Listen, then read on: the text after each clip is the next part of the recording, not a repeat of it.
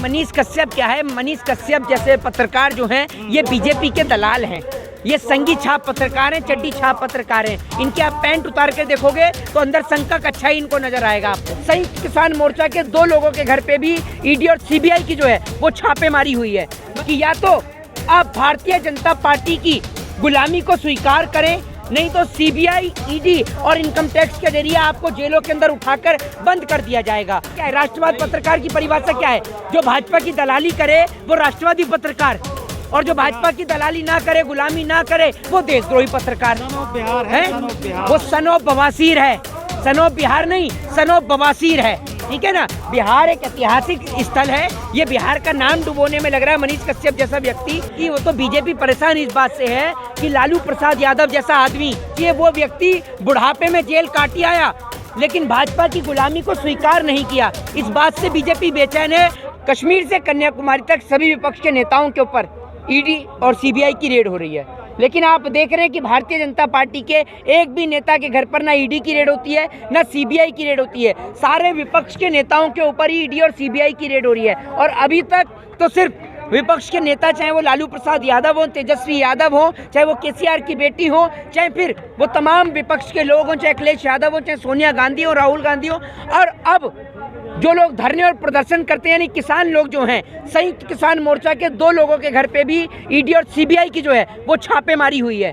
मतलब कहने का मतलब ये है कि या तो आप भारतीय जनता पार्टी की गुलामी को स्वीकार करें, नहीं तो सीबीआई, ईडी और इनकम टैक्स के जरिए आपको जेलों के अंदर उठाकर बंद कर दिया जाएगा। विपक्ष के कई नेता जो आप देख रहे हैं अब तक सीबीआई के द्वारा, ईडी के द्वारा जेल में जा चुके हैं, लेकिन अब तक किसी भी भारतीय जनता पार्टी के नेता के ऊपर कोई भी ना तो ईडी की कार्रवाई होती है ना सीबीआई की कार्रवाई होती है। क्या भारतीय जनता पार्टी के नेता इतने दूध के धुले हैं? ये राजा हरिश्चंद्र की छठी औलाद हैं जो उनके ऊपर कोई कार्रवाई नहीं होती है, कोई सीबीआई के छापे, कोई ईडी के छापे नहीं होते हैं? आखिर ऐसा क्यों? इस सवाल का जवाब दीजिए।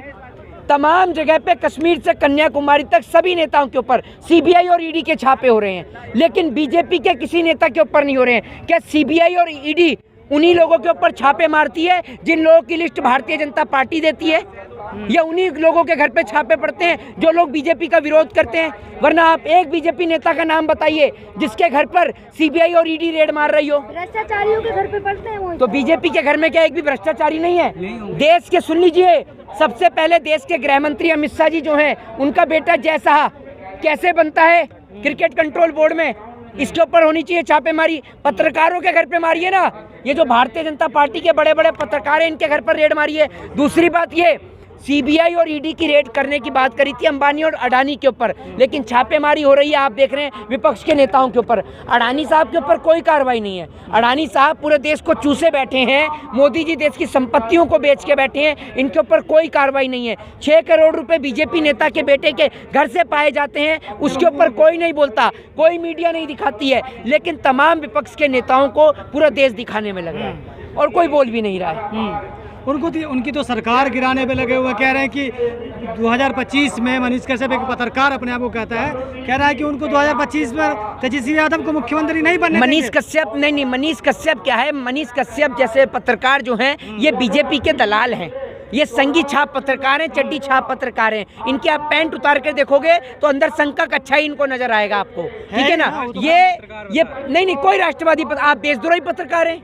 नहीं, वो राष्ट्रवादी पत्रकार है तो आप देशद्रोही पत्रकार हैं क्या? इसकी परिभाषा ये थोड़ी होगी यार। नहीं, मतलब राष्ट्रवाद की परिभाषा क्या है? राष्ट्रवाद पत्रकार की परिभाषा क्या है? जो भाजपा की दलाली करे वो राष्ट्रवादी पत्रकार, और जो भाजपा की दलाली ना करे, गुलामी ना करे, वो देशद्रोही पत्रकार है। वो सन ऑफ बवासीर है, सन ऑफ बिहार नहीं, सन ऑफ बवासीर है। ठीक है ना। बिहार एक ऐतिहासिक स्थल है। ये बिहार का नाम डुबोने में लग रहा है मनीष कश्यप जैसा व्यक्ति।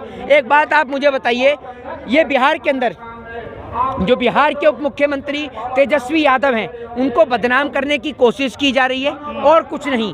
वहाँ पर आपने देखा होगा स्टालिन के साथ में उन्होंने जिस प्रकार से जन्मदिन के अवसर पर वहाँ पर पहुँचे, तो तेजस्वी यादव को बदनाम करने की कोशिश ये मनीष कश्यप जैसे पत्रकार के द्वारा की गई थी। लेकिन इसको तेजस्वी यादव ने पूर्ण तरीके से असफल किया और सारी बातें झूठ थी। आपको तो पता होगा कि बिहार में एक छठ पूजा का और दूसरा होली का सबसे बड़ा महापर्व होता है और इस महापर्व पर लोग अपने अपने घरों पर आते हैं और लोग अपने घर पर वापस लौट रहे थे, लेकिन उसको दूसरे तरीके से प्रेजेंट किया गया, दूसरे तरीके से दिखाया गया। लेकिन जिस तरीके से उसके बाद जब दिखा कि तेजस्वी यादव को इससे कोई फर्क नहीं पड़ा, तो आपने देखा होगा कि तेजस्वी यादव को उससे पहले राबड़ी देवी को, लालू प्रसाद यादव को ईडी का, सीबीआई का जो है सम्मन जारी किया जाता है, नोटिस जारी किया जाता है और उनके ऊपर कार्रवाई करी जाती है। इतना ताकत कहाँ से मिल रहा है? वो कह रहा है कि 184 दिन में सरकार गिरा देंगे। भैया उनको ताकत इसलिए मिल रहा है क्योंकि वो तो बीजेपी परेशान इस बात से है कि लालू प्रसाद यादव जैसा आदमी जो 50 साल की उम्र से ज़्यादा उनको हो गए हैं और इतने समय राजनीति में रह रहे हैं,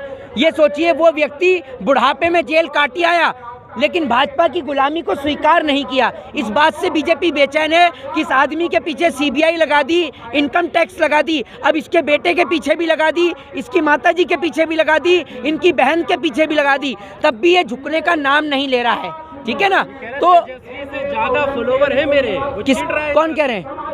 मनीष कश्यप का कहना है तेजस्वी यादव से ज्यादा। अरे अगर नहीं तेजस्वी से ज्यादा नहीं, तेजस्वी यादव से ज्यादा अगर फॉलोवर हैं तो फिर भाग क्यों रहा है भगोड़े की तरह जब एफआईआर दर्ज हुई है? अगर आपने कोई गुनाह नहीं किया तो आप भाग क्यों रहे हैं?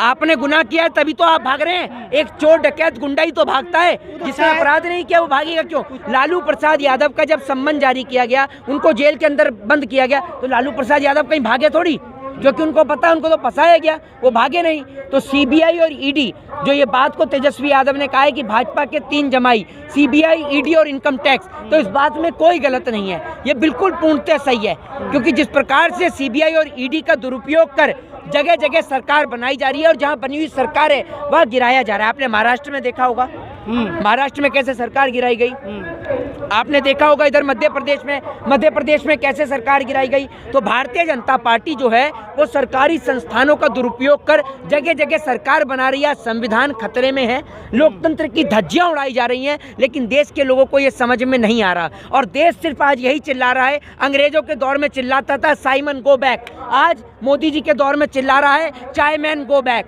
आज पूरा देश कह रहा है चाय मैन गो बैक चाय मैन। हर कोई चाय वाले को भगाना चाहता है, इसलिए चिल्ला रहा है चाय मैन गो बैक। महागठबंधन से डर रही है क्या? देखिए निश्चित तौर पर भाजपा हर एक जितने भी विपक्ष के नेता हैं उनसे डरने का ही काम कर रही है। इसीलिए देश की गरीब जनता जो महंगाई से, बेरोजगारी से त्रस्त है, इसीलिए वो चिल्ला रही है चाय मैन गो बैक। एक टाइम पर साइमन मैंने आपको बताया, आप कह रही है चाय मैन गो बैक। तो देश की जनता जो है वो इनको भगाना चाहती है, क्योंकि आज जनता महंगाई से परेशान है। जिस प्रकार से सरकारी संस्थाओं को बेचा जा रहा है, जैसे इनके पिताजी को कोई दहेज में दे के भूल गया हो, तो जनता आज इनको भगाना चाहती है। लेकिन ये जिस प्रकार से ईवीएम को जब तक अपने पास रखेंगे तब तक इनको भगाना बहुत मुश्किल है। जय हिंद, जय भारत, वंदे मातरम।